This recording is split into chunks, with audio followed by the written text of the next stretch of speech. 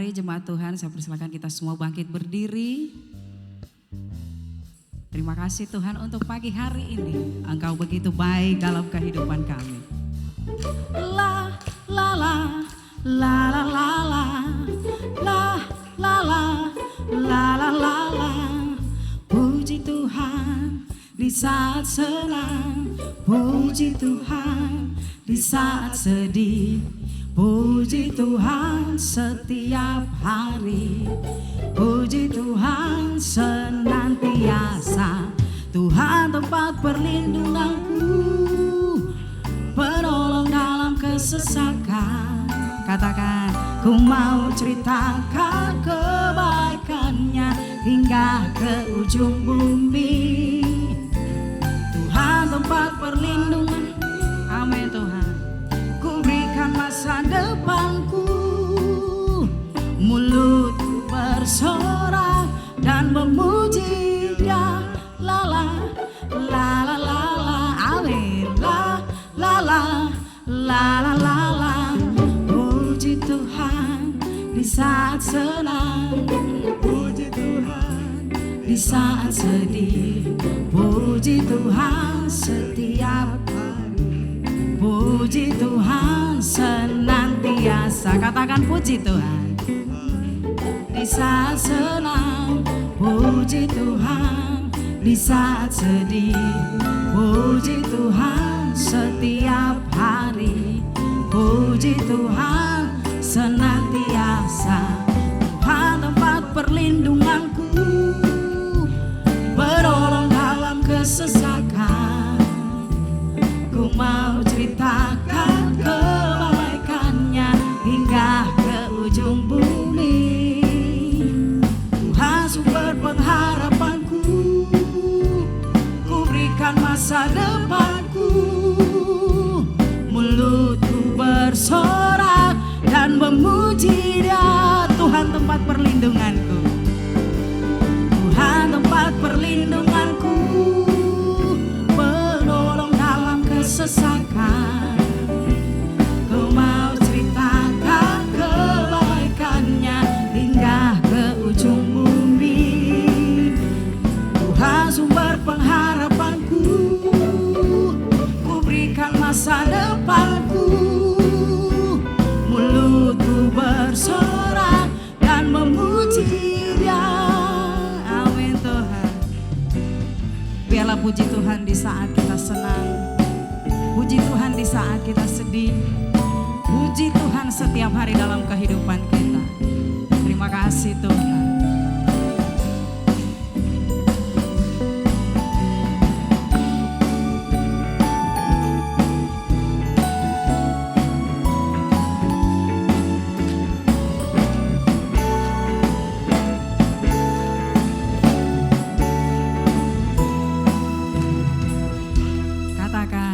Tuhan tempat perlindunganku, penolong dalam kesesakan. Ku mau ceritakan kebaikannya hingga ke ujung bumi. Tuhan sumber pengharapanku, ku berikan masa depanku. Mulutku bersorak dan memuji Dia. Tuhan tempat perlindunganku, penolong dalam kesesakan. Kami mau ceritakan kebaikan-Mu Tuhan, kebaikannya hingga ke ujung bumi. Tuhan sumber pengharapanku, ku berikan masa depanku. Mulutku bersorak dan memuji Dia, dan memuji Dia, dan memuji Dia. Sekali lagi katakan, dan memuji Dia. La la la la la la la la la la la la la la. Tepuk tangan buat Tuhan kita yang luar biasa. Haleluya. Shalom. Selamat pagi jemaat Tuhan. Biarlah pagi ini kita datang kepada Tuhan memberikan segenap hidup kita, memberikan pengagungan kepada Tuhan. Sebelum kita lebih dalam menyembah Tuhan, sama-sama kita tundukkan kepala, kita satu di dalam doa. Kami datang kepadamu Tuhan pagi ini, membawa syukur kami di hadapan-Mu. Engkau begitu baik bagi kehidupan kami Tuhan. Tidak henti-hentinya kami bersyukur buat kebaikan Tuhan, buat pertolongan Tuhan, buat kemurahan yang Tuhan berikan bagi kami semua pagi hari ini. Ini kami semua yang datang Tuhan. Kami percaya Tuhan, kami yang datang dengan begitu berbagai banyak Tuhan keluh kesah dalam kehidupan kami. Dan kami yakin Tuhan, kami pulang mendapat sukacita yang baru daripada Tuhan, mendapat kekuatan yang baru daripada Tuhan. Terima kasih Tuhan Yesus. Berkati hamba-Mu sebentar yang menyampaikan isi hati-Mu Tuhan. Biarlah urapan daripada Allah itu mengalir di atas kehidupannya. Sehingga apa yang disampaikan Tuhan boleh menjadi kekuatan bagi kehidupan kami. Roh Kudus ambil alih ibadah kami. Biarlah berjalan sebagaimana mestinya. Terpuji-pujilah nama-Mu Tuhan. Di dalam nama Tuhan Yesus kami buka ibadah pagi ini. Sama-sama kita katakan amin. Satu kali lagi tepuk tangan buat Tuhan kita yang luar biasa. Haleluya. Silakan duduk Bapak Ibu Saudara. Mari kita buka hati kita di hadapan Tuhan pagi hari ini. Biarlah Tuhan hanya dekat dengan-Mu Tuhan. Dekat dengan kasih-Mu Tuhan. Kami boleh merasa tenang. Biarlah Engkau sertai jalan kehidupan kami. Terima kasih Tuhan Yesus. Hanya dekat Allahku, ngerasa tenang hatiku. Kau sertai jalanku sepanjang hidupku. Amin. Hanya dekat padamu ada kekuatan baru, ada kekuatan baru. Kaulah perlindunganku, keselamatanku. Dengan segenap hati katakan, ku ingin selalu bersekutu denganmu, menikmati hadiratmu. Amin. Biarkan Roh-Mu tinggal dalam hidupku. Sungguh indah bersama-Mu selamanya. Sama-sama kita naikkan pujian ini. Hanya dekat Allahku, rasa tenang hatiku. Kau sertai jalanku sepanjang hidupku.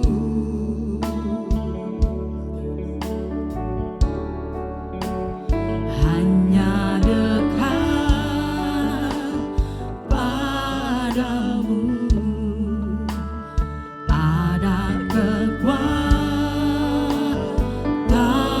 baru. Kaulah perlindunganku, keselamatanku.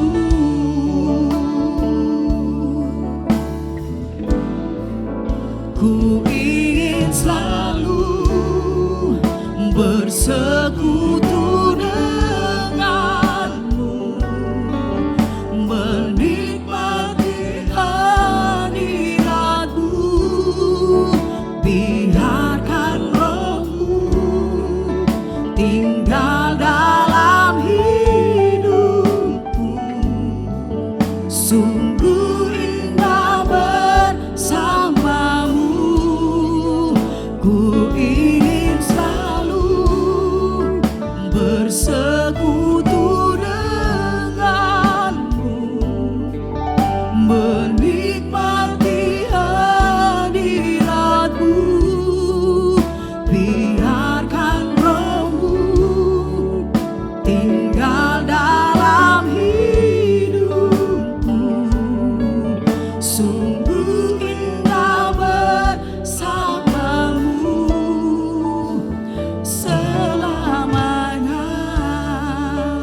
boleh jemaat Tuhan naikkan pujian ini. Katakan hanya dekat. Amin Tuhan.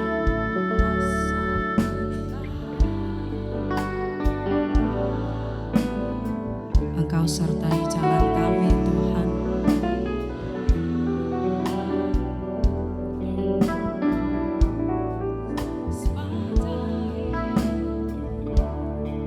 Hanya dekat padamu.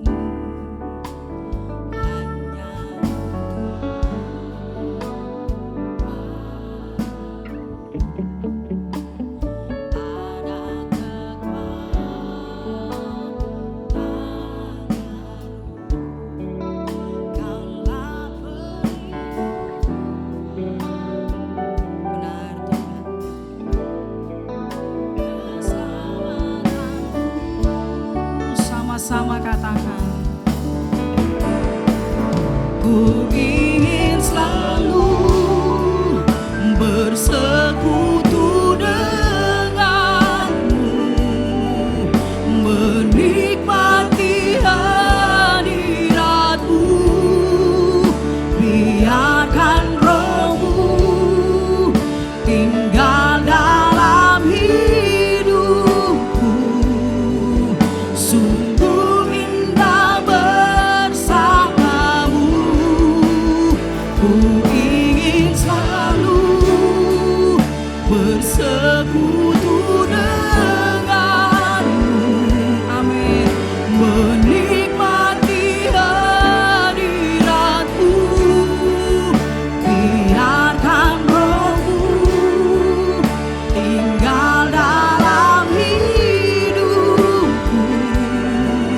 Sungguh indah bersamamu. Sekali lagi katakan, ingin selalu bersekutu denganmu, menikmati hadiratmu, biarkan rohmu tinggal dalam hidupku.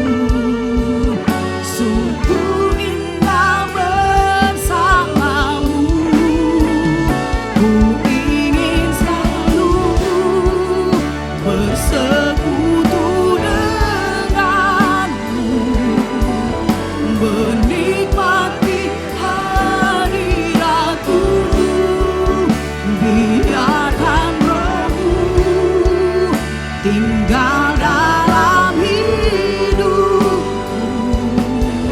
Sungguh indah bersamamu, sungguh indah bersamamu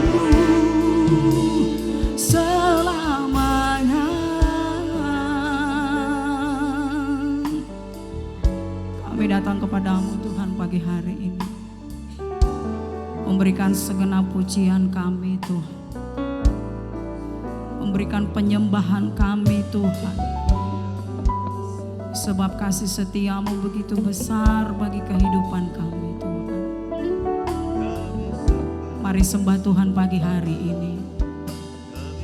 Mari bawa penyembahan kita, memberikan penyembahan yang terbaik buat Tuhan, yang mengalir dari hati kita. Oh Tuhan Yesus, kami datang Tuhan, kami datang padamu, membawa syukurku, membawa syukurku. Haleluya, Yesus Tuhan,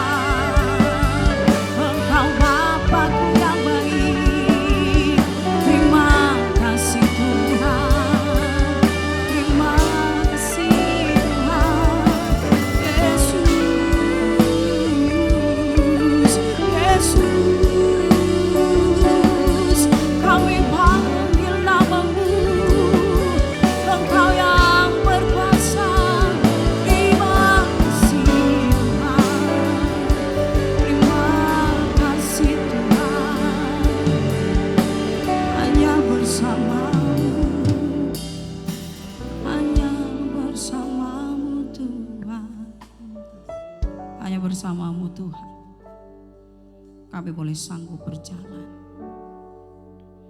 Dan biarlah dengan sayap-Mu Tuhan,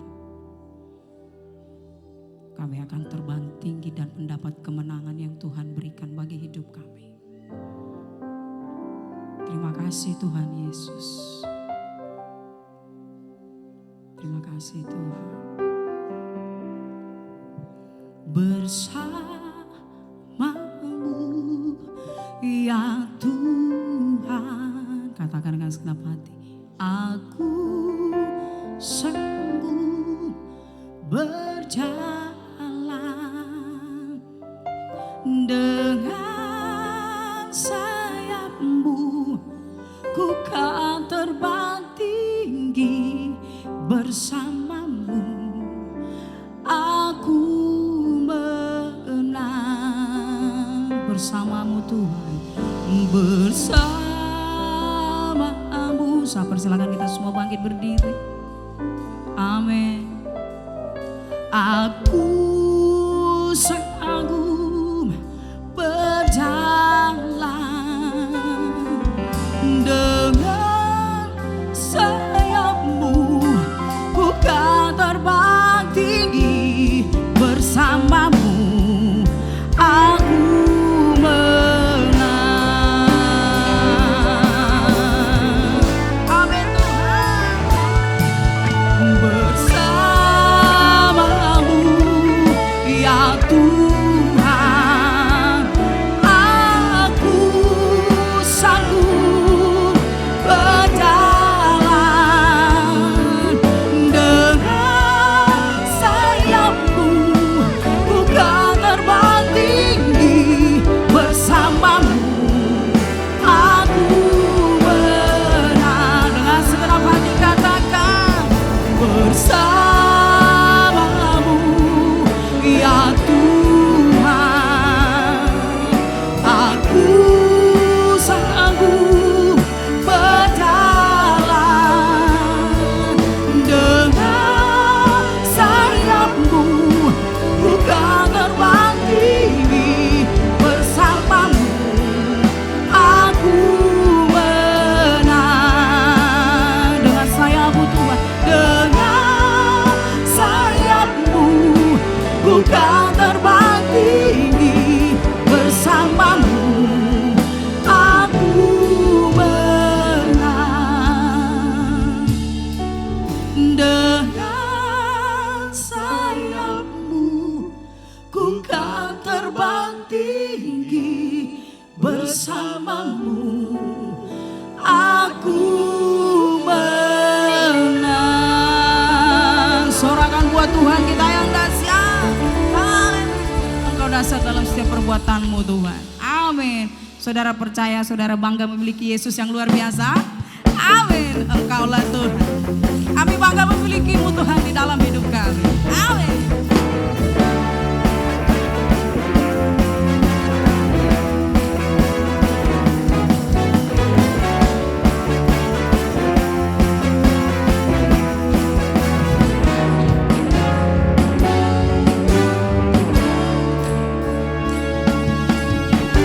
Kuasa-Mu nyata dalam ciptaan-Mu,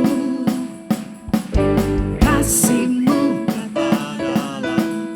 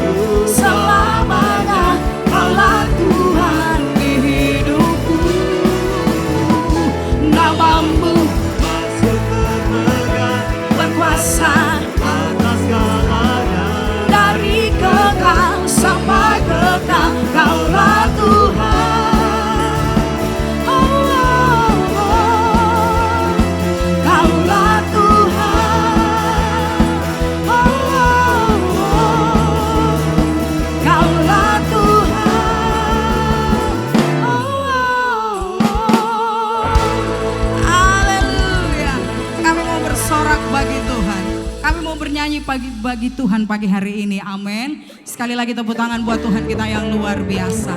Biarlah anugerah-Mu melimpah bagi setiap kami tuh. Yeay.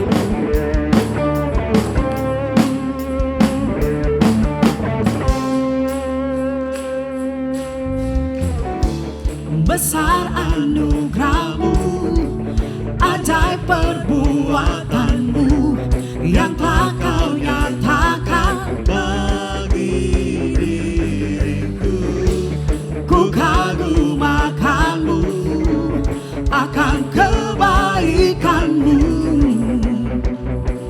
Hidup baru Kau beri, Kau telah ubah rataku jadi tarian. Hapuskanlah dosa dan masa laluku. Katakan, ku jadi lebih dari pemenang. Sekarang ku bersuka, sekarang ku bernyanyi. Ku berikan hidupku bagimu, bagi kemuliaan-Mu. Sorak kemenangan Kau berikan bagiku.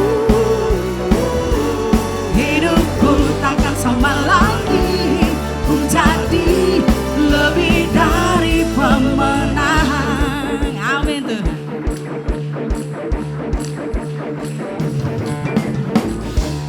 Besar anugerah-Mu, ajaib perbuatan-Mu, yang telah Kau nyatakan bagi diriku.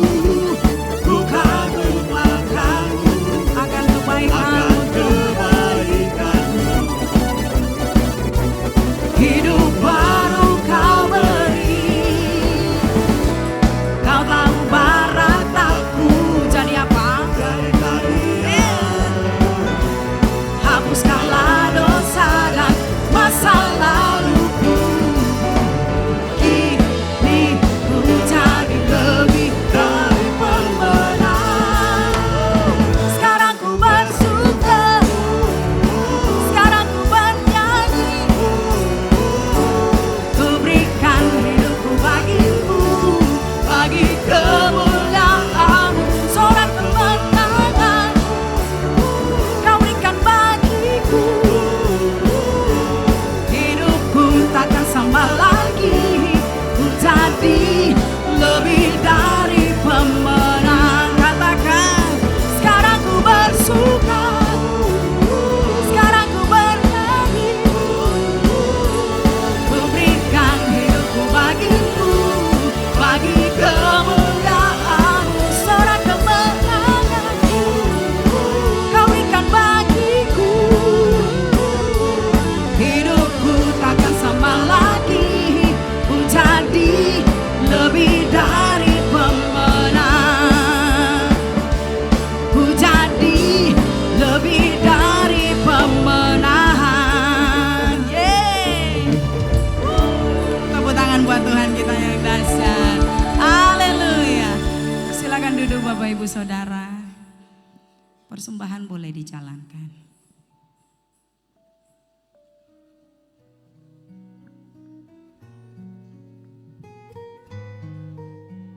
Selasa ini, ibadah kaum wanita akan diadakan secara online. Jemaat dapat mengikuti ibadah kaum wanita di YouTube Gereja Petra Makassar jam 5 sore. Hari Jumat ada ibadah pujian dan penyembahan jam 7 malam. Mari datang untuk menerima lawatan Allah. Bagi seluruh jemaat Allah, hadirlah ibadah minggu yang akan diadakan sebanyak 2 kali pada jam 9 pagi dan jam 6 sore. Kami juga mengundang bagi para jemaat agar membawa anak-anak Bapak Ibu sekalian untuk mengikuti ibadah Petra Kids yang akan diadakan pada hari Minggu jam 9 pagi bertempat di ruang sekolah minggu.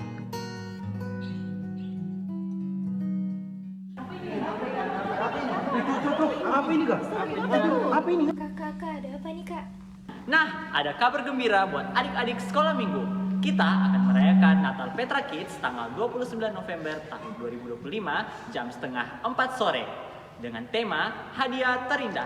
Yuk ajak saudara dan teman-teman kalian untuk bersama memuji dan menyembah serta seru-seruan di Natal nanti. See you! See you!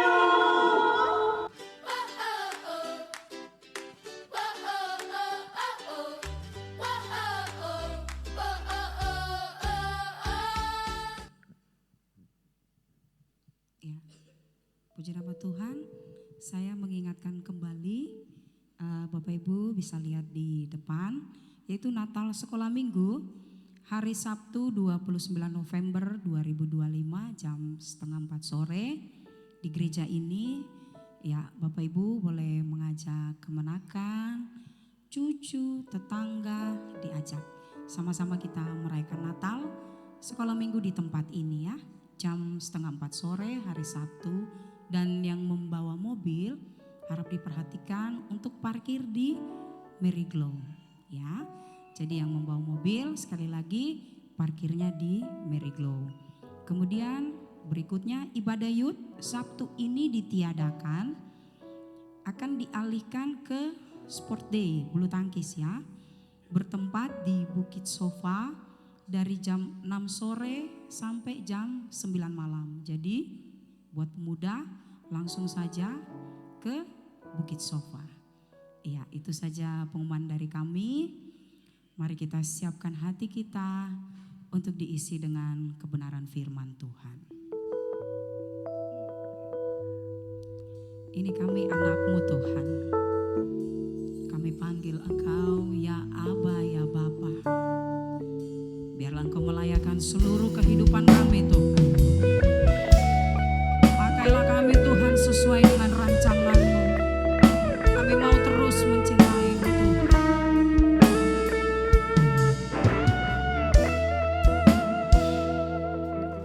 Ku mau cinta Yesus selamanya. Ku mau cinta Yesus selamanya. Meskipun badai silih berganti dalam hidupku, ku tetap cinta Yesus selamanya. Katakan, ya Aba, Bapa, ini aku anakmu, layakkanlah seluruh hidupku. Ya Aba, Bapa, ini aku anakmu, pakailah sesuai dengan rencanamu. Amin Tuhan. Ku mau cinta Yesus selamanya. Katakan, ku mau cinta Yesus selamanya. Meskipun badai silih berganti dalam hidupku, ku tetap cinta Yesus selamanya. Ku mau cinta Yesus selamanya. Amin. Ku mau cinta Yesus selamanya. Oh.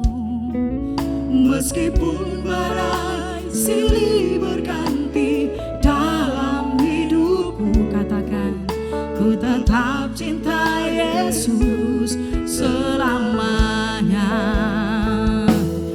Ya Aba, Bapa, ini aku anakmu, layakkanlah seluruh hidupku. Amin Tuhan. Ya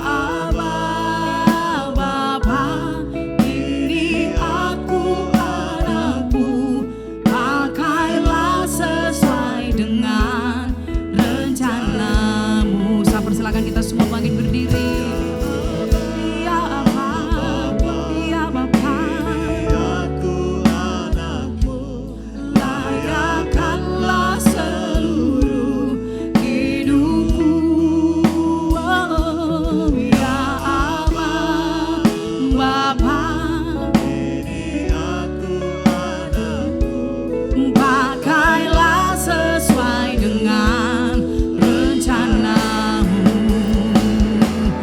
Ya Aba, Bapa, ini kami Tuhan, layakkanlah seluruh hidupku. Ya Aba, Bapa, ini aku anakku, pakailah sesuai dengan rencanamu.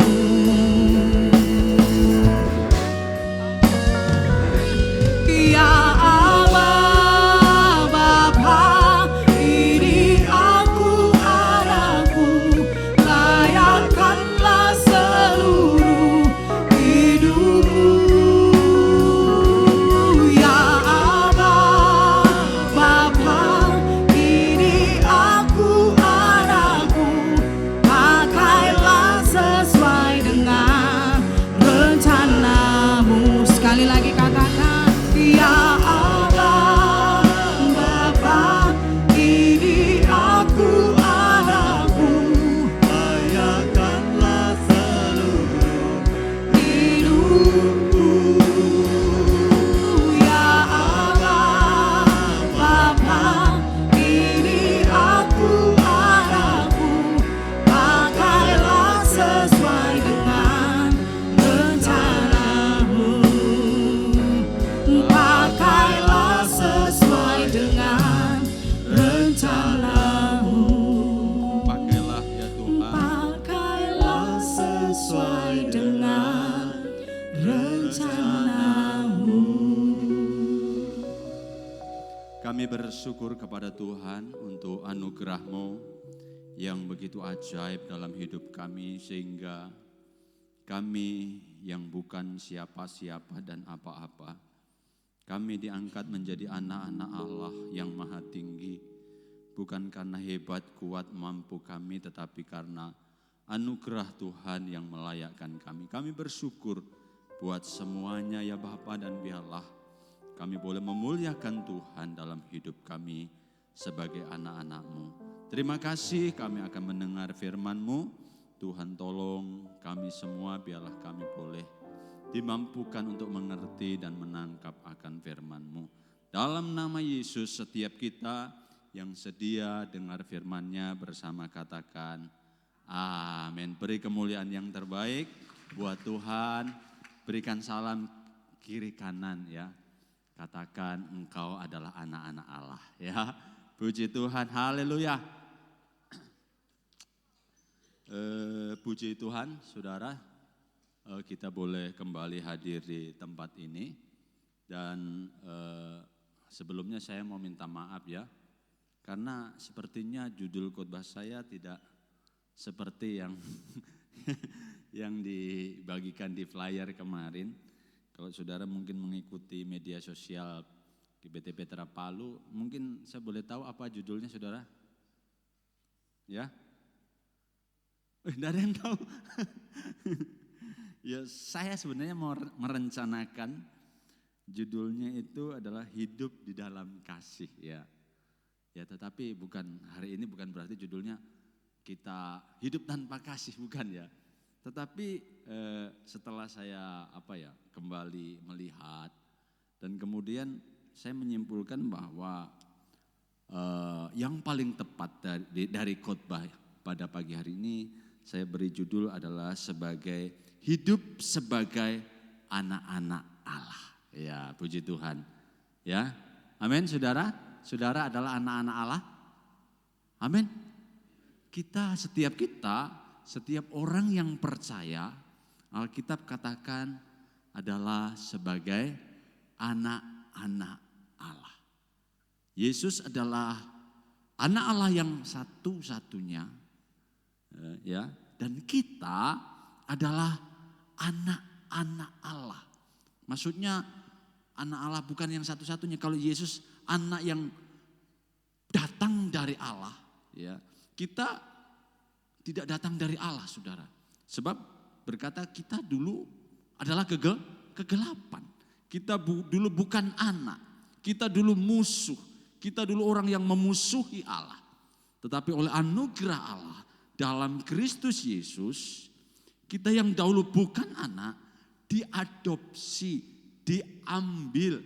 Ya, ibaratnya kalau dulu kita ini anak gelandangan yang di pinggir-pinggir jalan. Tidak tahu bapak kita siapa. Bahkan Tuhan Yesus bilang, ya, bapakmu si iblis, si bapak segala dusta. Itulah dulu bapak kita. Tetapi waktu kita diadopsi oleh Allah, kita diangkat Allah, anak Allah, diangkat oleh Allah menjadi anak-anaknya, kita kemudian disebut sebagai anak-anak Allah. Oleh sebab itu lagu tadi berkata apa? Ya Aba, ya Bapa. Dialah Bapa kita, dialah Aba kita, dialah Allah kita. Dan Alkitab memang menyuruh, bahkan Yesus mengajar untuk memanggil Allah itu sebagai Bapa. Nah, saudara, ini menjadi satu hubungan yang indah, ya. Menjadi satu hubungan yang indah. Nah, apa maksudnya hidup sebagai anak-anak Allah itu, apa maksudnya? Bukankah selama ini saya sudah hidup sebagai anak Allah? Ya. Bukankah saya sebagai orang Kristen sering mendengar bahwa saya adalah anak-anak Allah? Ya. Terus apa maksudnya khotbah dari pagi hari ini yang berkata bahwa hidup sebagai anak-anak Allah? Apakah Pak Pendeta meragukan saya sebagai anak-anak Allah? Ya. Nah, saudara, dalam Efesus 5 ayat 1 dan 2 ini menjadi dasar khotbah kita pagi hari ini, ya. Efesus 5 ayat 1 dan 2, ya, kita baca bersama, ya. Sudah? 3, 2, 1. Sebab itu jadilah penurut-penurut Allah, seperti anak-anak yang kekasih, dan hiduplah di dalam kasih. Sebagaimana Kristus Yesus juga telah mengasihi kamu dan telah menyerahkan dirinya untuk kita sebagai persembahan dan korban yang harum bagi Allah. Nah, ayat ini dimulai dengan sebab itu jadilah penurut-penurut Allah. Nah, kenapa kok ayat ini, saudaraku, dimulai dengan sebab itu?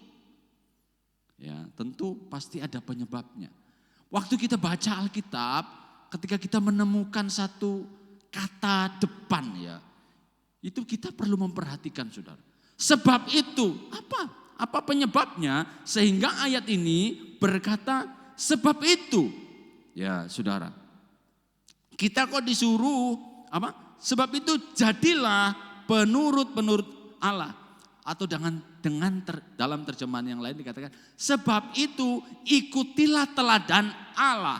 Sebab itu jadilah orang yang, bahkan dalam bahasa Inggris ditulis dengan imitator. Imitator ini kalau kita bisa melihat dalam arti kata yang lain, imitasi, ya, peniru, ya. Jadi kita ini sebagai anak-anak Allah, Paulus perintahkan untuk kita ini meniru Allah, mengikuti teladannya, menjadi imitasinya. Wah, ini luar biasa, ya. Saudara, tahu barang imitasi? Tahu kan, kita ya lihat ada tas imitasi, ada jam imitasi, apa lagi? Saya tidak suruh saudara untuk beli. Sudah tahu imitasi, dibeli lagi, jangan, ya. Lebih baik barang murah-murahan, yang penting asli. Atau enggak ada merek, enggak apa-apa. Yang penting jangan kita beli yang imitasi. Karena itu merugikan pihak lain. Dan itu salah satu hal yang tidak baik dan tidak berkenan di hadapan Allah. Nah, saudara, kenapa kok Alkitab berkata jadilah imitasi-imitasi atau penurut atau mengikuti teladan Allah. Nah, saudara, sebagai anak-anak yang dikasihi Allah, ayat ini bilang, sebagai anak-anak yang dikasihi Allah, Paulus berkata, jadilah peniru Allah. Nah, kita ini disuruh mengikuti Allah. Kita sebagai anak-anak yang dikasihinya, kita disuruh untuk mengikuti Allah. Nah, kenapa saudara kok kita disuruh mengikuti Dia? Nah, saudara, karena kita adalah anak-anak yang telah menerima kasih-Nya. Kita adalah anak-anak yang dikasihinya. Saudara, anak-anak ya itu menjadi peniru yang hebat dalam keluarga. Ya, saudara mungkin yang belum punya anak ya atau yang sedang punya anak ya, ini perlu kita sadari. Anak-anak tidak selalu mendengarkan kita. Perhatikan, anak-anak tidak selalu mendengarkan kita, tetapi anak-anak selalu mengikuti kita. Anak-anak menjadi peniru kita. Sehingga ada pepatah berkata, like father, like son. Seperti itulah ayah, seperti juga itu anaknya. Jadi tidak salah kalau Paulus berkata, jadilah pengikut, peniru Allah. Nah, kalau kita teliti ayat ini, nah kita naik ke ayat yang di atasnya. Nah, kenapa kok kita disuruh ya mengikuti Allah? Ya, karena kita adalah anak-anaknya. Nah, kita baca ayat 32, Efesus 4 ayat 32. Nah, tetapi hendaklah kamu ramah seorang terhadap yang lain, penuh kasih mesra dan saling mengampuni sebagaimana Allah di dalam Kristus telah mengampuni kamu. Sehingga ayat ini kalau bisa dibaca begini dengan cepat. Sebagaimana Allah di dalam Kristus telah mengampuni kamu, sebab itu jadilah penurut. Jadi ikutilah teladan Allah. Nah, sebagai anak-anak Allah, hal yang pertama yang perlu kita tahu, kita disuruh meneladani Allah. Saudara, sebagai anak-anaknya, kita disuruh mengikuti Dia. Sebagai anak-anaknya, kita disuruh meneladani Dia. Sebagai anak-anaknya, kita disuruh mengikuti jejak Allah. Nah, jejak yang mana? Jejak yang mana yang disuruh saya meneladani Allah itu jejak yang mana sebenarnya? Ya, Allah ini dalam segala keajaiban, dalam segala kehebatan dan kuasanya. Allah begitu misterius, Allah begitu agung, begitu luar biasa. Banyak sifat-sifatnya ya yang kita bisa temukan jejaknya di seluruh ya apa yang kita lihat. Bahkan dalam pandangan kita seharusnya menemukan jejak-jejak Allah. Dalam karya ciptaan Allah yang luar biasa, kita bisa menemukan jejaknya.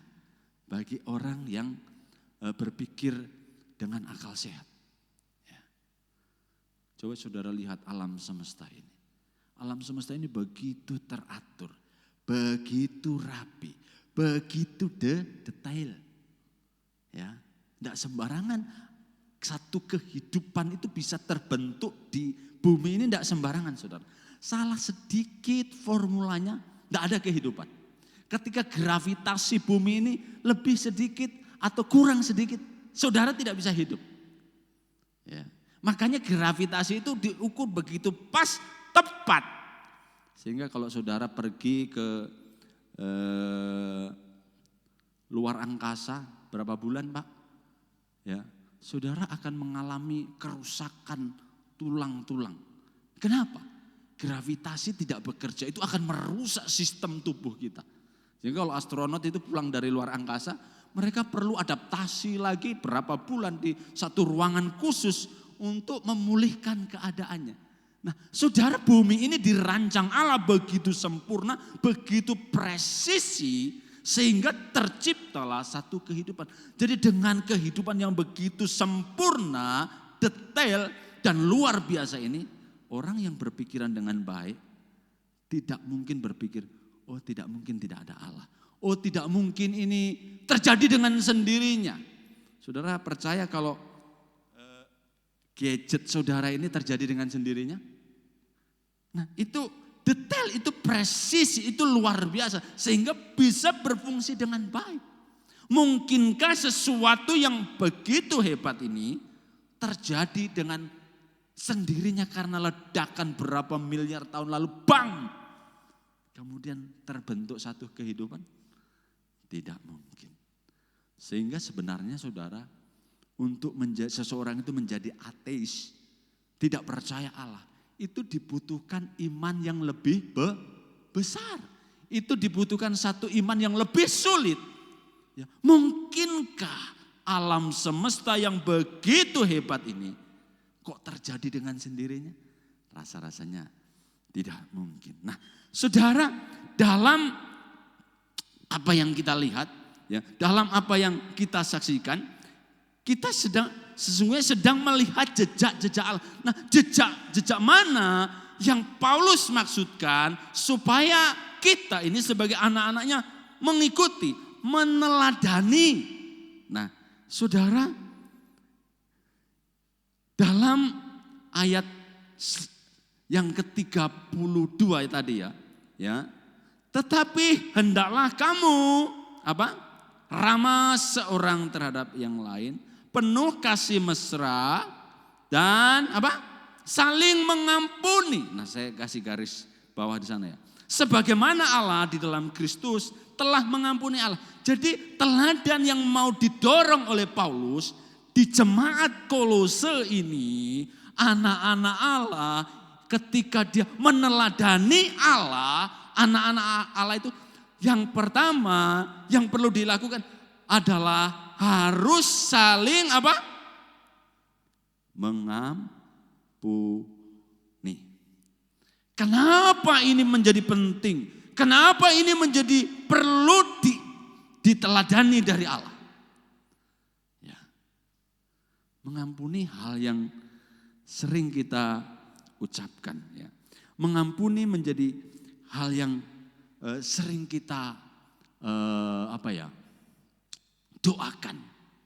Ya, ketika orang lain bersalah, Tuhan berikan dia kekuatan untuk mengampuni. Tetapi juga ketika kita melihat orang lain tidak mengampuni, kita mulai mencela kan, kita mulai mencerca. Ya, bisa-bisanya itu. Ya, dia tidak mau mengampuni.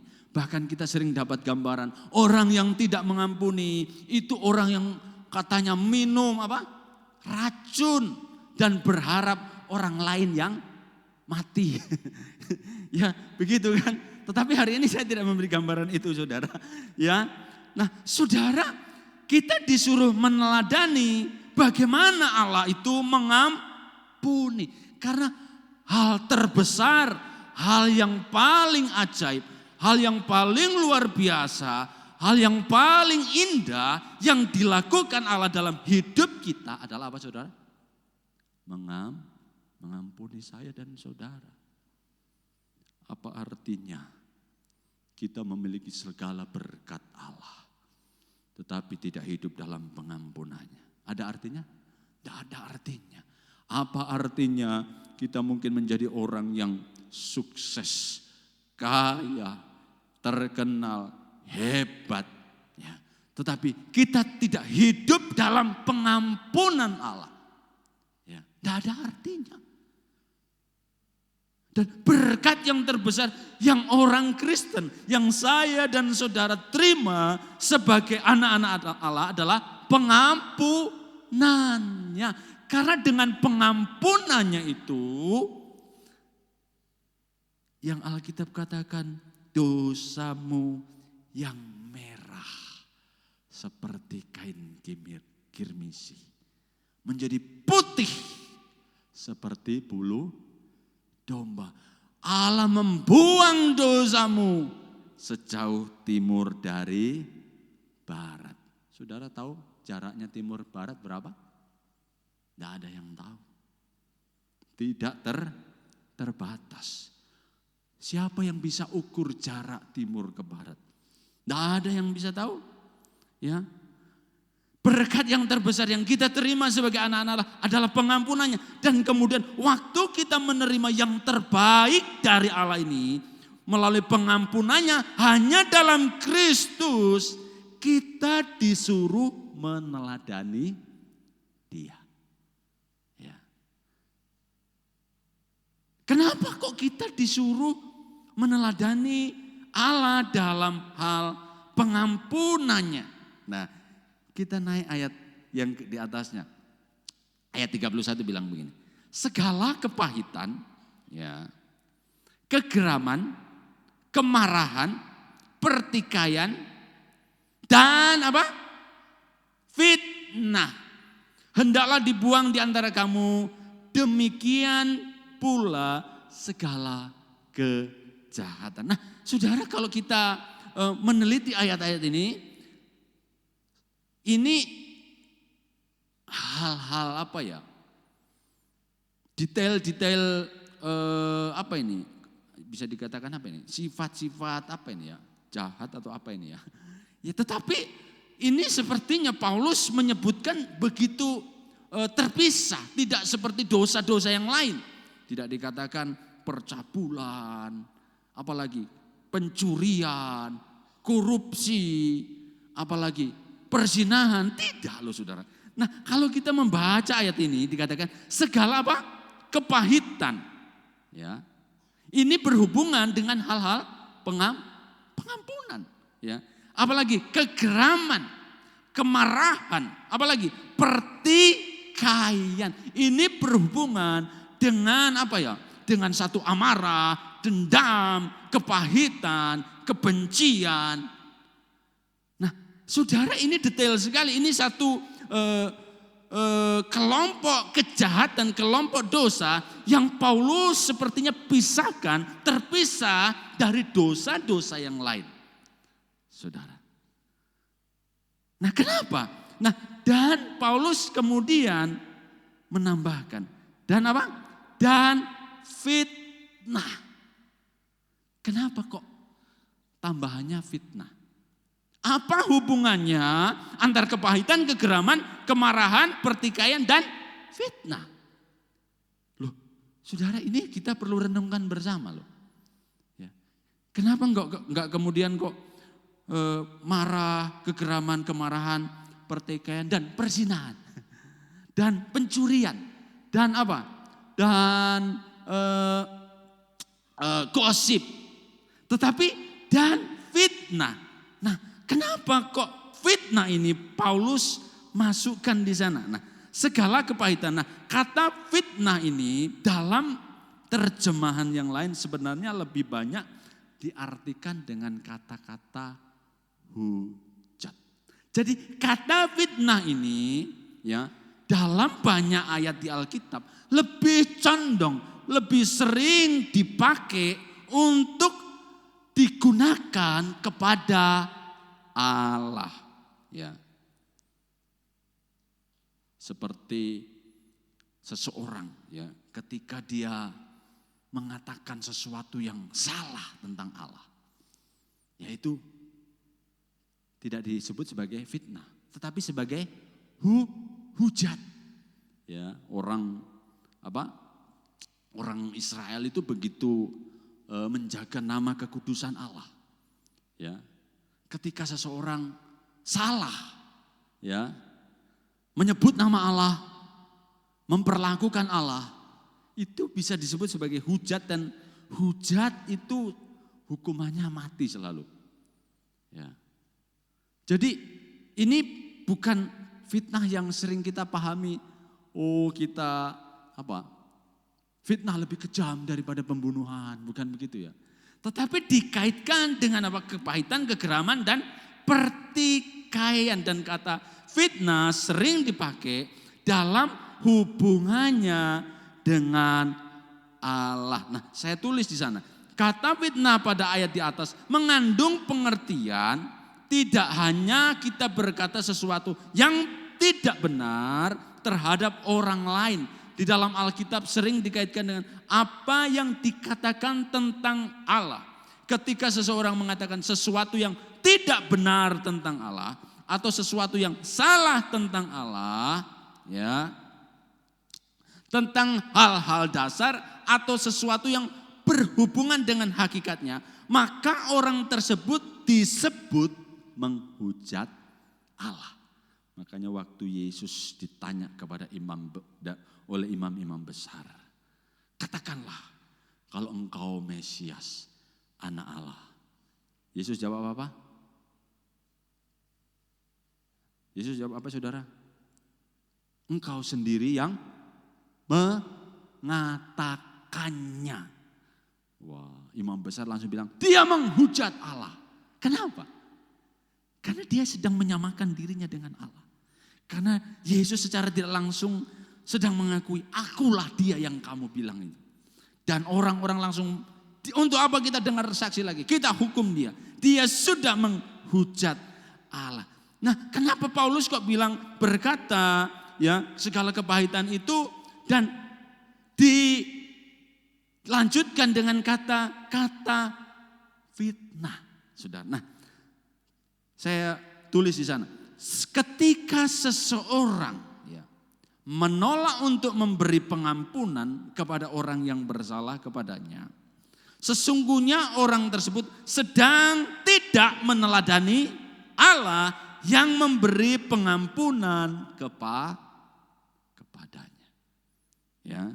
Ingatlah perumpamaan 10.000 talenta dalam Matius 18 ayat 21 dan seterusnya. Setiap kita adalah orang-orang yang berhutang 10.000 talenta. Dan orang lain yang bersalah kepada kita adalah orang-orang yang berhutang 100 dinar. Saudara, dengan kata lain begini loh. Ketika kita menolak, ya, mengampuni, dan kita memelihara segala kepahitan, geram, marah, dendam, ya. Saudara, sesungguhnya kita itu sedang bilang begini. Pengampunan Allah itu tidak cukup bagi saya. Ya. Orang lain Tuhan lebih besar dosanya. Ya. Saudara pernah dengar ya kisah perumpamaan yang Yesus katakan ada 2 orang yang berhutang. Yang satunya berapa? 10.000 talenta. Kayaknya saya pernah khotbah di sini deh. 10.000 talenta itu, 1 talenta itu beratnya 34 kilogram. Ya. Bayangkan saudara, kalau Anda punya uang emas, ya, punya emas, 1 talenta itu 34. Sekarang itu berapa? Ya. Talenta perak, ya. Ya. Itu 34 kilo dan dikali 10.000. Itu jumlah yang cukup besar sekali. Ya. Mungkin nilainya triliunan. Ya. Dan disebutkan apa dalam perumpamaan itu? Orang yang lain yang berhutang itu hanya 100 dinar. Itu 1/100 begitu jauh perbedaannya. Ya. 100 dinar itu upah dalam 1 hari kerja itu 1 dinar. Ya. Dan 100 dinar ya itu nilai yang sangat kecil dibandingkan dengan 10.000 talenta tadi. Kecil sekali. Ya. Dan kalau saudara baca perumpamaan itu, waktu orang yang diampuni 10.000 talenta itu, dia dibebaskan dari hutangnya, Dan kemudian dia dapati temannya yang berhutang 100 dinar ini. Dia tidak mau mengampuni. Ya, dan kalau kita lihat akhir dari kisah itu, dikatakan apa? Raja itu begitu marah dan dia menangkap orang itu dan melemparkan kembali di dalam penjara. Kenapa? Karena raja ini begitu geram, pengampunan yang begitu besar yang sudah diberikan, itu tidak diteladani, itu tidak diikuti oleh orang yang menerima pengampunan itu. Nah, makanya Paulus bilang begini, sebagai anak-anak Allah yang telah diampuni, yang telah menerima anugerah, yang telah diangkat dalam kemuliaan, ikutilah teladan Allah yang telah mengampuni kamu. Seberapa besar kesalahan sesamamu, tetaplah lebih besar kesalahanmu kepada Tuhan. Mungkin engkau berkata, suamiku Pak sudah kebacot, suamiku sudah keterlaluan, istriku sudah kebangetan, ya, orang tuaku sudah tidak bisa aku maafkan, anakku sudah terlalu sadis. Ya. Tetapi Alkitab berkata, dosamu lebih besar kepada Allah daripada dosa sesamamu. Dan kita sebagai anak-anak Allah harus berani melihat bahwa dosa kita memang tidak terampuni sebenarnya. Makanya Allah itu untuk mengampuni dosa kita, dikatakan tadi, ya, hanya melalui Yesus Kristus, ya, saling mengampuni dan sebagaimana Allah di dalam Kristus telah apa? Mengampuni kamu. Jadi pengampunan saudara itu hanya akan terjadi, Allah hanya akan mengampuni saya dan saudara di dalam Kristus. Anda tidak diampuni karena saudara minta ampun. Anda tidak diampuni karena saudara bertobat. Sebertobat apapun saudara, ketika dilakukan di luar Kristus, tidak akan pernah ada pengampunan. Kenapa?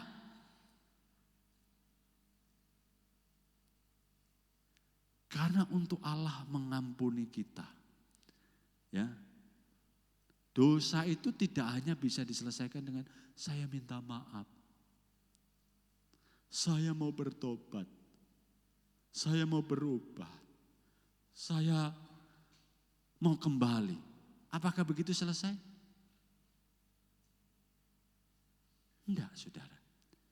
Allah memandang dosa itu sebagai sesuatu yang melanggar hukum. Ya. Dosa itu sebagai sesuatu yang melanggar hukum. Kalau saudara melanggar hukum, apakah pelanggaran terhadap hukum itu bisa diselesaikan dengan saya minta maaf Pak Polisi, saya minta maaf Pak Hakim? Bisa? Oh, enggak bisa, saudara. Ya. Hukum dimanapun tidak bisa diselesaikan dengan minta maaf. Ya. Tidak bisa. Karena kita sudah melanggar hukum.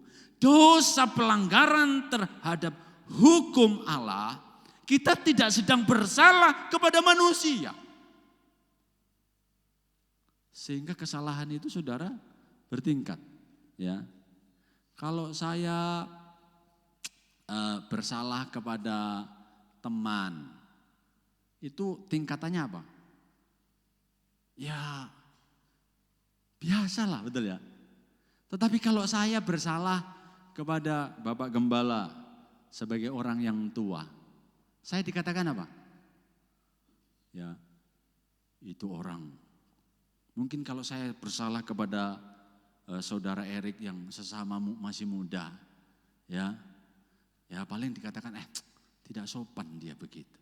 Tetapi ketika saya bersalah kepada Om Freddy, orang yang lebih tua, itu kurang ajar. Masa sama orang tua begitu? Nah, tapi kalau saya bersalah kepada orang tua saya, Saya dikatakan apa saudara? Anak durhaka. Kenapa kalau saya bersalah kepada saudara Erik tidak dibilang durhaka kau? Tetapi kenapa waktu saya bersalah kepada orang tua, saya dibilang durhaka? Nah, dosa yang kita lakukan itu secara bertingkat akan semakin berat ketika dilakukan kepada satu pribadi yang lebih tua atau lebih lebih tinggi. Nah, bayangkan kita ini dikatakan berdosa kepada Allah. Ini bukan pribadi seperti teman, bukan pribadi seperti sesama manusia, tetapi kepada Allah yang agung, pencipta langit dan bumi. Sehingga apa yang bisa mengampuni kesalahan kita? Kepada Allah. Makanya saudara tidak boleh main-main dengan dosa. Dosa kepada Allah tidak akan pernah bisa diselesaikan hanya dengan saya minta ampun, saya minta maaf Tuhan. Tidak bisa. Dosa kepada Allah diselesaikan dengan nyawa, dan itu bukan nyawa manusia. Karena tingkat kesalahan yang begitu fatal, sehingga nyawa anak Allah menjadi penebusan yang sempurna bagi saya dan saudara. Nah, bayangkan ini, kesalahan yang begitu fatal ini, dan kita menolak orang yang bersalah kepada kita dengan hal-hal sepele. Kita sedang memfitnah dia.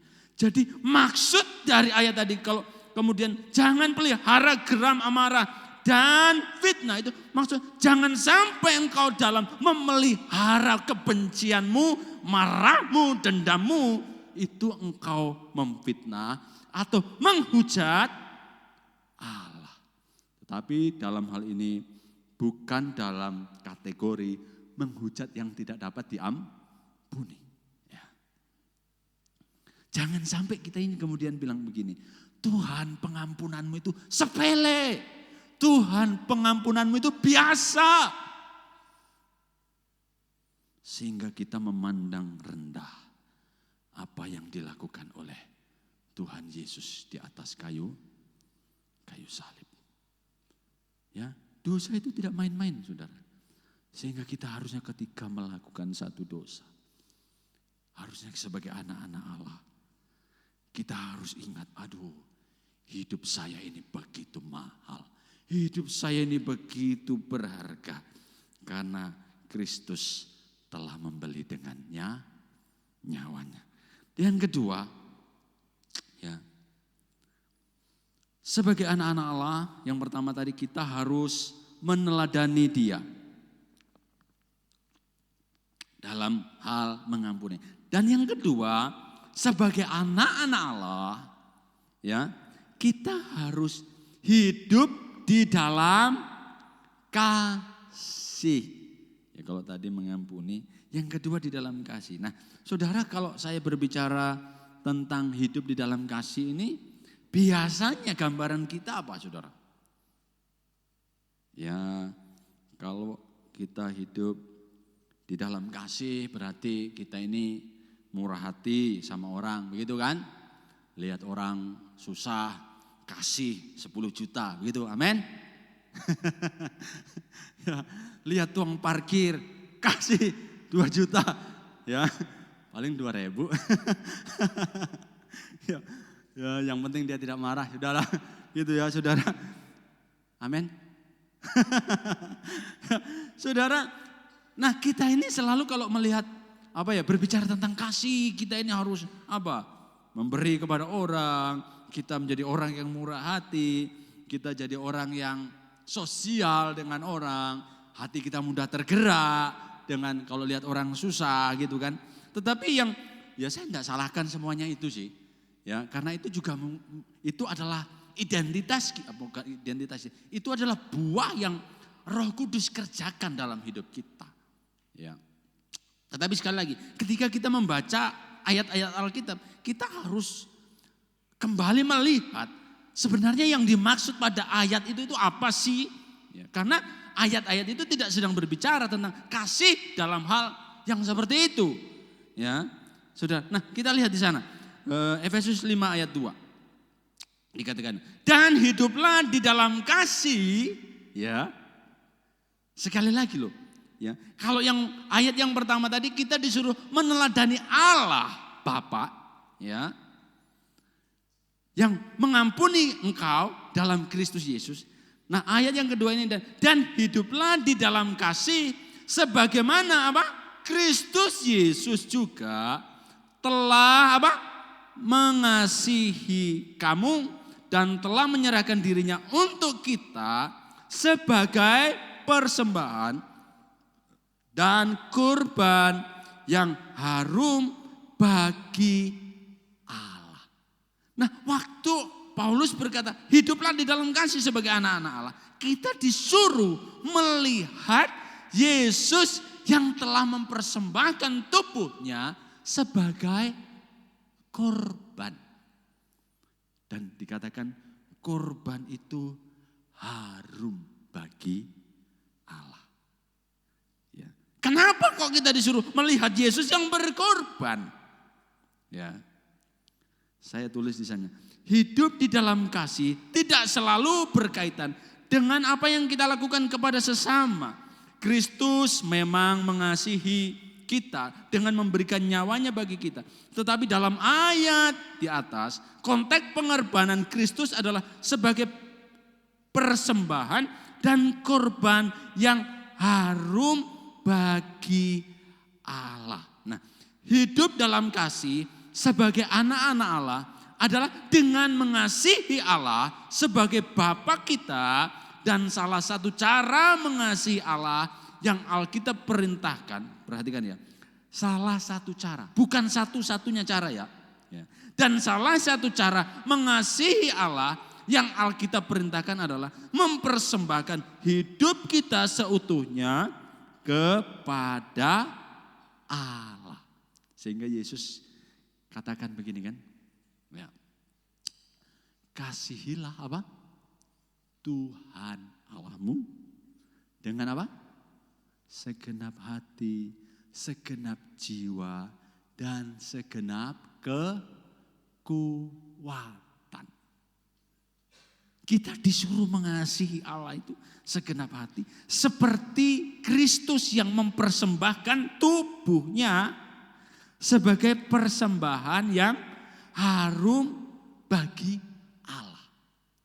Ya. Roma 12 ya. Ayat 1 dan 2 apa? Ya, coba buka Roma 12. Ayat 1 dan 2. Karena itu saudara-saudara, demi kemurahan Allah, ya, aku menasihat kamu supaya kamu apa? Mempersembahkan tubuhmu sebagai persembahan yang hidup, yang kudus, berkenan kepada Allah. Itu adalah ibadahmu yang sejati. Ya. Disebut sebagai itu adalah persembahan yang sejati. Jadi konteks hidup dalam kasih pada ayat ini adalah sesungguhnya kita ini mempersembahkan tubuh hidup kita kepada Allah. Ya. Salah satu cara mengasihi Allah adalah mempersembahkan tubuh. Nah, makanya Efesus 5 ayat 3 dan 4 katakan begini. Tetapi apa? Percabulan dan rupa-rupa kecemaran dan keserakan disebut saja pun jangan di antara kamu. Sebagaimana sepatutnya bagi orang-orang kudus. Demikian juga perkataan yang kotor. Ya, siapa di sini yang sering berkata sampah, got, bukan itu ya. Perkataan kotor itu perkataan yang tidak patut.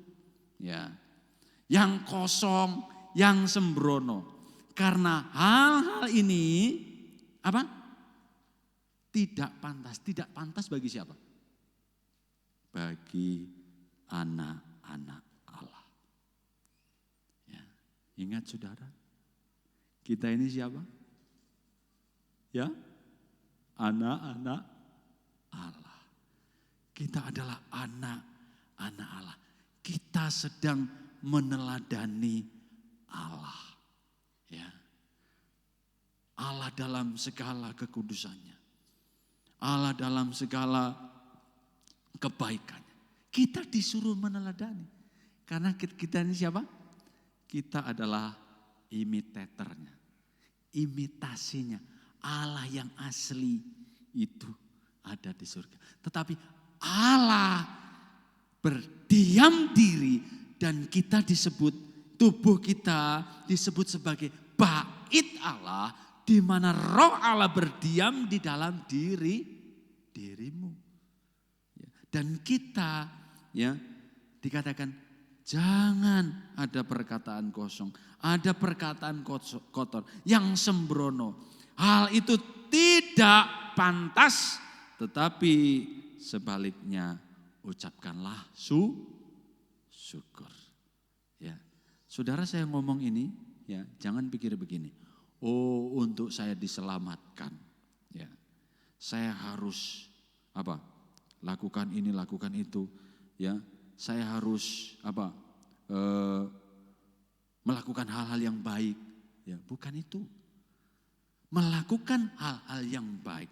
Saudara menghindari percabulan, menghindari kecemaran. Itu bukan sebagai syarat untuk diselamatkan. Tetapi sebagai bukti bahwa engkau adalah anak Allah yang telah menerima anugerah keselamatan. Ya. Saudara, ini hal yang berbeda. Kita diselamatkan bukan karena perbuatan baik kita. Kita diselamatkan bukan karena kebaikan kita. Tetapi semata-mata karena anugerah Allah. Ya, yang telah dikaruniakan kepada kita. Nah, waktu kita menerima anugerah itu, ya, kemudian kita mengerti bahwa saya ini adalah anak-anak Allah. Saya ini orang yang sudah ditebusnya. Oleh sebab itu saya harus hidup mencerminkan siapa Bapak saya. Ya, seperti perkataan saya tadi. Like father, like son. Seperti juga Bapa, demikianlah juga anak. Makanya saudara dalam hidup ini, kita tidak boleh sembrono. Karena saudara sedang mencerminkan Bapamu. Ya. Nah, slide yang terakhir. Ini power statement saya ya. Menjadi anak-anak Allah, ya saya undang pelayan untuk maju ke depan. Berarti kita harus apa? Menjadi kudus. Sama seperti Allah yang kudus.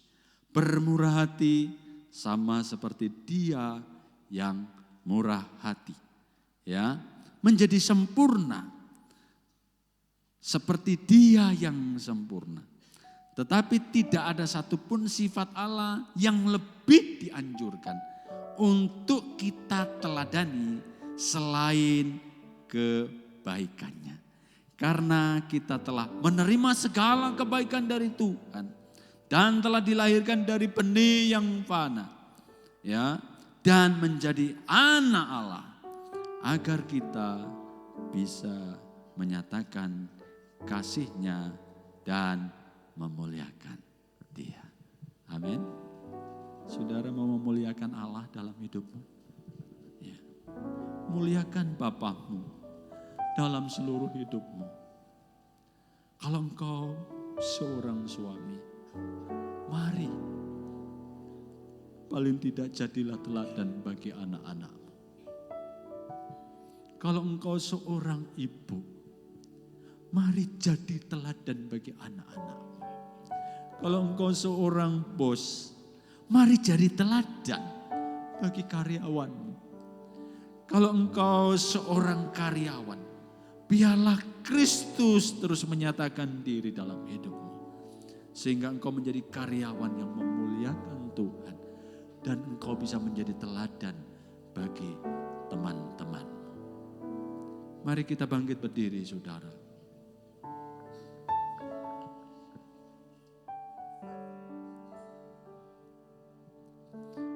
Terima kasih, begitu besar kasih-Mu bagi setiap kami.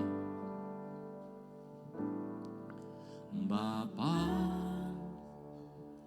besar sungguh kasih setiamu,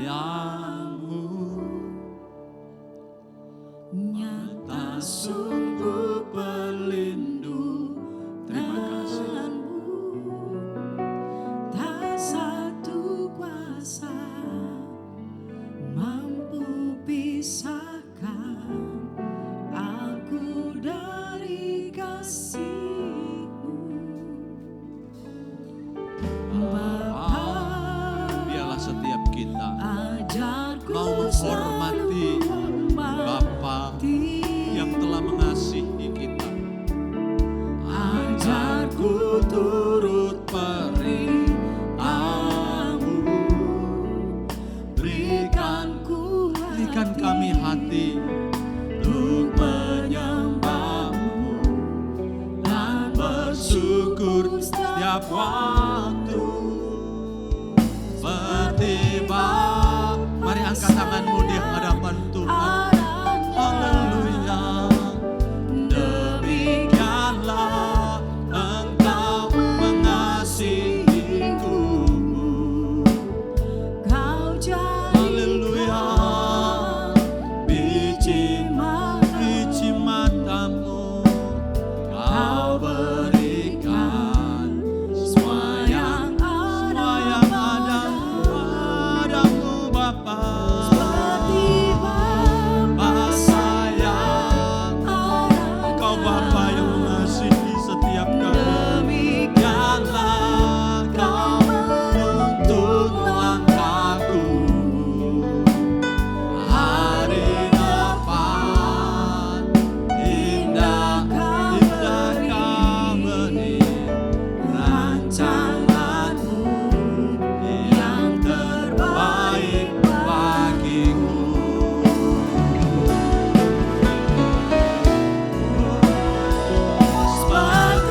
Seperti Bapa, mari pandang Dia Bapa yang telah mengasihi engkau. Terima kasih buat kasih-Mu, menjadi kekuatan kami ya Tuhan. Haleluya. Kau berikan semua yang ada padamu. Amin. Bapa sayang anaknya. Demikianlah Kau menuntun langkahku. Hari depan indah Kau beri, rancangan-Mu yang terbaik. Mari angkat tanganmu bersama katakan, seperti Bapa sayang. Siang hari ini kami datang kepada Bapa kami. Demikianlah Engkau mengasihiku. Kau jadikan biji matamu. Kau berikan semua yang Terima kasih ada buat kasih-Mu Tuhan. seperti Bapa sayang anaknya. Demikianlah Kau menuntun langkahku. Hari depan indah Kau beri, rancangan-Mu yang terbaik bagiku. Saudaraku, mari renungkan apa yang kita dengar hari ini. Mungkinkah hari ini engkau telah menyimpan satu kepahitan, satu kemarahan, satu kegeraman bahkan mungkin dendam. Mari saudara mengingat akan kasih Allah. Mari engkau ingat akan dosamu di hadapan Allah. Yang begitu besar. Allah memberikan anugerah pengampunannya. Biarlah kasih-Nya pagi ini. Biarlah anugerah-Nya. Biarlah pengampunannya turun menaungi setiap kita. Terima kasih Tuhan. Seperti saya, kami berterima kasih. Engkau Bapa yang menerima kami apa adanya. Terima kasih ya Bapa. Biji matamu Kau berikan semua yang ada padamu, seperti Bapa sayang anaknya, demikianlah Kau menuntun langkah. Terima kasih tuntun setiap kami. Hari depan indah Kau beri, rancangan-Mu yang terbaik bagiku. Terima kasih ya Bapa. Kami bersyukur di hadirat-Mu kami boleh dipulihkan sebagai anak-anak Allah. Pagi hari ini Bapa menemukan kami kembali dalam indahnya kasih-Mu. Kami adalah biji mata-Mu. Engkau telah tebus kami dengan darah-Mu. Terima kasih Tuhan. Kami pulang sebagai anak-anak Allah yang begitu bersukacita, bergairah menghadapi tantangan hidup kami karena kami tahu ada Bapa yang memelihara kami. Terima kasih Tuhan. Terima kasih. Mari angkat tanganmu Bapak Ibu Saudara yang dikasihi Tuhan dan terimalah berkat Tuhan. Bersyukur buat siang hari ini dan sebentar kami akan pulang dan biarlah berkat dari Allah Bapa itu menyertai setiap kehidupanmu. Diberkatilah kerohanianmu, diberkatilah kesehatanmu, diberkatilah nikah rumah tanggamu, diberkatilah anak cucumu, diberkatilah usaha pekerjaanmu, diberkatilah sekolah pendidikanmu, diberkatilah di dalam segala hal.